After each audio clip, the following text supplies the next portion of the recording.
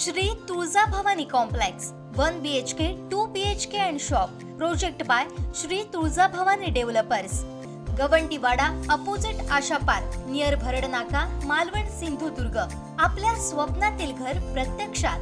Contact details for booking 9773 71 27 27 9404 15 53 77 9969 16 05 16 9404 44 86 27। ST ticket दरवाढी विरोधात शिवसेना उद्धव बाळासाहेब ठाकरे पक्षानं कुडाळ बस स्थानक इथं चक्काजाम आंदोलन केलं।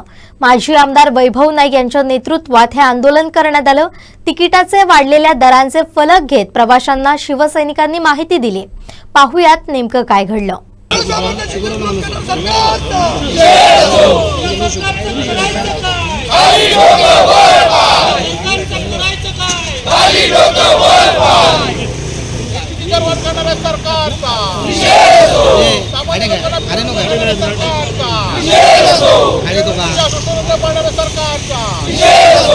प्रवाशांच्या माहितीसाठी सांगतो, आज या राज्य सरकारने मोठ्या प्रमाणात दरवाढी केलेली आहे।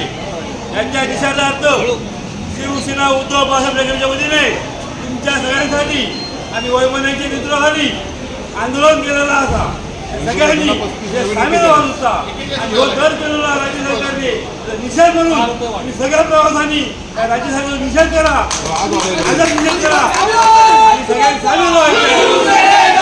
225 रुपये दर कोल्हापूर होतो 273 रुपये केल्यानी 60 रुपये येतो होतो कणकवली कुडा तो 71 रुपये केल्यानी दर केलेला आहे। आजपासून वाढून गेलेला सगळ्यांनी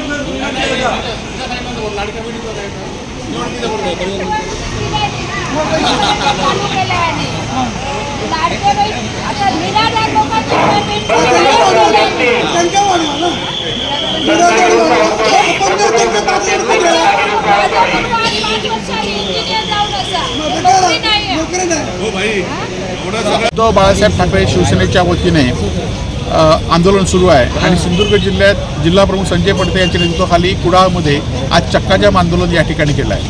खरं तर निवडणुकीच्या पूर्वी सरकारने वेगवेगळ्या घोषणा केल्या होत्या आणि निवडणुकीमध्ये गेल्या 2 वर्षामध्ये निवडणुकीच्या आधी सरकारच्या विरोधात वातावरण होतं आणि त्यामुळे वारेमाप आश्वासनं दिलीत आणि लाडक्या बहिणींना 50% मोफत, एसटीची दरवाढ केली नव्हती आणि आता निवडणुका झाल्याबरोबर ही दरवाढ केलेली आहे आणि ही दरवाढ कोणालाच कळली नाही।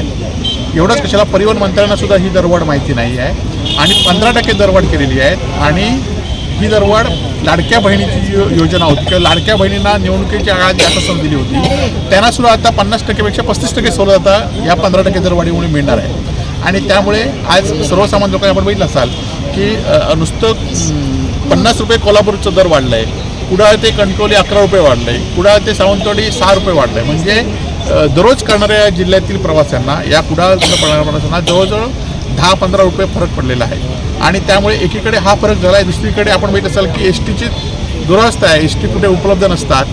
आज वाडी वस्त्यावरच्या ज्या वस्तीच्या एसटी होत्या त्या बंद गेल्या 2-2.5 वर्षामध्ये झाल्या आहेत आणि आता तर ह्यांनी वेगळी योजना राबवली आहे की वस्त्याच्या योजना बंद करण्यासाठी टायमावरच एसटी सोडत नाहीत। 7ची एसटी 9 वाजता आणि त्यामुळे प्रवासी मिळत नाहीत आणि मग भारमान म्हणून त्या एसटी बंद केल्या जातात आणि त्यामुळे आज मुंबईला जाणारी एकही एसटी या सिंधुदुर्ग जिल्ह्यातून सुरू नाही।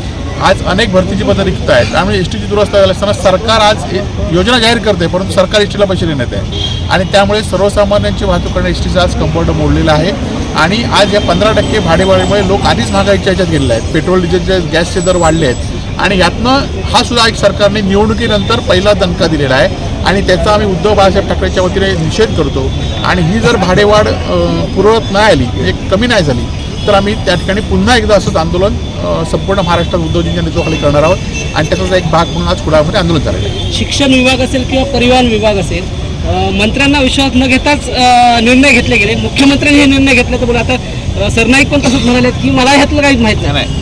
खरं तर गेल्या 2 महिन्यामध्ये मुख्यमंत्री देवेंद्र फडणवीस झाल्यानंतर सगळ्या खात्याचा कारभार तेच चालवत आहेत। आज आपण बघितलं असेल की सगळ्या PN मंत्र्यांना PA कोण द्यायचे आहेत, इथपासून 100 दिवसात कार्यक्रम काय द्यायचा हा सगळा अधिकार देवेंद्र फडणवीस स्वतःकडे घेतलेला आहे आणि त्यामुळे हे महायुतीचं सरकार फक्त नावाला आहे आणि हे फक्त भाजपचं सरकार आहे. आज आपण बघितलं असेल की योजनाची आणि हे सरकारमध्ये सुद्धा ज्यावेळी एखादी योजना चांगली झाली त्या सगळे त्याचा बोर्ड लावत असतात. आज लाडकी बहिणीचं बघितलं देवाभाऊ वेगळे, शिंदे भाऊ वेगळे आणि अजितदादा वेगळे अशा प्रत्येकाच्या नावाने बोर्ड लावते. परंतु भाडेवाढ झाल्यानंतर मात्र ही जबाबदारी कोणी घ्यायला तयार नाहीत, एकमेकावर टाकत आहेत. आणि त्यामुळे आज लोकांचं काय नाही तर ह्यांना फक्त सवर्ग लोकप्रियतेच्या घोषणेचा फायदा आपण करून घ्यायचा, त्यातनं निवडून यायचं आणि निवडणूक झाल्या की सामान्य जनतेला विसरायचं. परंतु ह्या निवडणुका होत असतात. येणाऱ्या निवडणुकीमध्ये लोक त्याची जागा दाखवून देतील असा आम्हाला विश्वास या ठिकाणी आहे. आमचे दिवसभरातले सर्व अपडेट्स, ताज्या घडामोडी आणि थेट लाईव्ह पाहण्यासाठी सबस्क्राईब करा, लाईक करा कोकणचं नंबर 1 महा चॅनल कोकण 7 लाईव्हचं YouTube चॅनल.